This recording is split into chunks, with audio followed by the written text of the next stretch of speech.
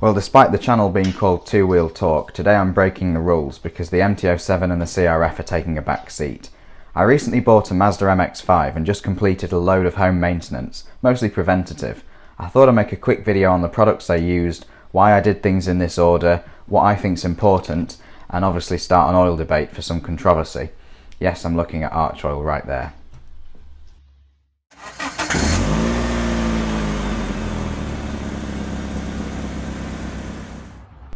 So this is my 2006 Mazda MX5. It's got 70k on the clock and cost just over £3,000. The Mark III, which this is, ran from 2006 all the way up to 2015. Since the car's 14 years old, I thought I'd go to town and do all the bits I couldn't guarantee had been done in the past. First thing I did was drain the oil. I think I did this the day I got the car. Next I replaced the air filter by undoing these two metal clips. The more expensive air filters have far more pleats, they're better at filtering and less restrictive than cheaper eBay specials. These two things alone are the bare minimum maintenance I would always do on buying a used car. I highly recommend investing in a half-decent scan tool. These are dirt cheap. Anything less than 20 quid can really just read codes and clear them, but around the £50 mark they start to be able to do live data, where they can actually show you data on their screen whilst the engine's running. This is great, not just for reading codes, but also diagnostics. I'll get back to that shortly, but I could visually prove that I had solved a problem in my car which wasn't flagging up a code. Often the mass airflow sensor is overlooked. It's really easy to clean and sits just after the car's air filter. It looks like a tiny guitar string, but it tells the car's engine exactly how much air is coming in. It's important to clean this with proper mass airflow sensor cleaner, something that fully evaporates when you spray it, not that leaves a residue behind. If you just use WD-40, you'll be causing more problem than you fixed. The spark plugs are really easy, they were just underneath this beauty cover. To keep emissions down, the crankcase ventilates its hot, misty, oily air straight back into the air intake for it to be burned. Unfortunately, this can cause problems on modern cars. The Mazda uses port injection, but if your car uses direct injection, this can cause a problem long term. On the left hand side you can see the injectors spraying fuel over the intake valve, keeping it clean, meaning that hot misty oil from the rocker cover doesn't have chance to form. On the right hand side, direct injection is completely bypassing the intake valve. These can form incredibly bad carbon deposits, especially with Audi and VW being notorious for GDI problems. Port injection also makes fuel system cleaners like Red-X far more effective, as it's being sprayed onto the intake port rather than just into the cylinder.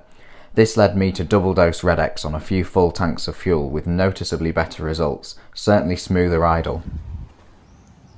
Next I decided to change the differential oil.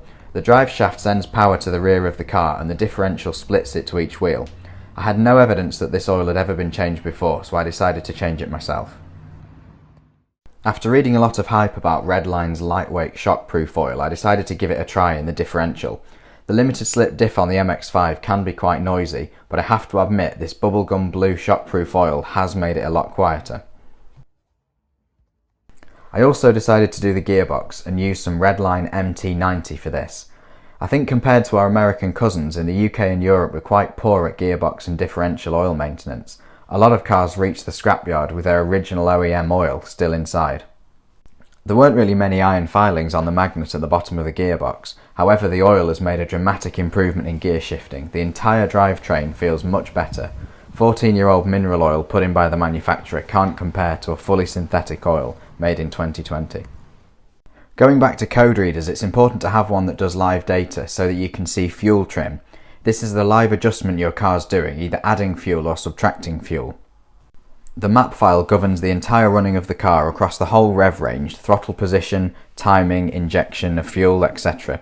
If your car is deviating from this, i.e. fuel trim, by either reducing or increasing the amount of fuel, this may indicate a further problem. My car had an increase of fuel by 8%.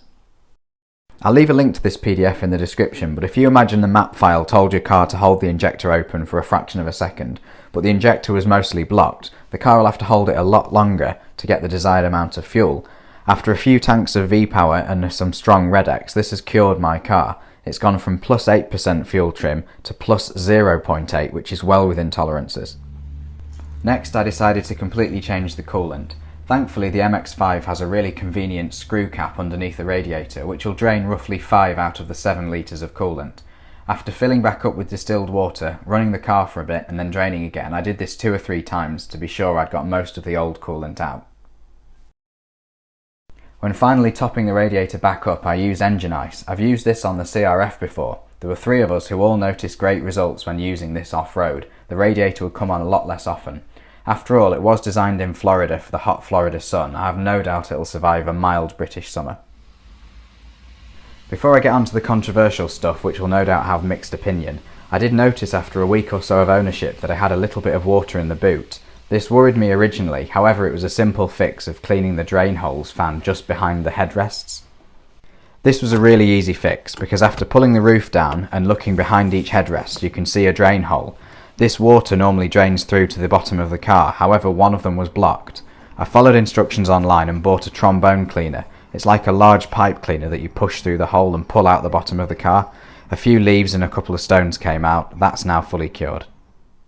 Okay, the controversial part. After doing all of this maintenance, I disconnected the car's battery and left it overnight. The next day, the car's ECU is fully discharged, and when it strikes up, it has to relearn all of its parameters again. So for example, the fuel trim, the injectors, the sparking, all of this can be re-acclimatized, and the car feels much better after doing this.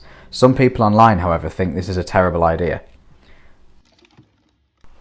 The final controversy is the use of arch oil. I first saw this stuff on Jay Leno's garage. If you've not come across it, it's a nano friction lubricant. You add a tiny quantity of it to your oil and it can reduce friction massively and reduce heat inside the engine. I have used this in my 2017 Mercedes C-Class and noticed much smoother idling and better miles per gallon after a few hundred miles. This wasn't just me that said it either, it was a family friend as well that did acknowledge that the idle did seem to be much smoother. However, I know this whole oil debate goes on and I'm sure people will try and shoot this down immediately.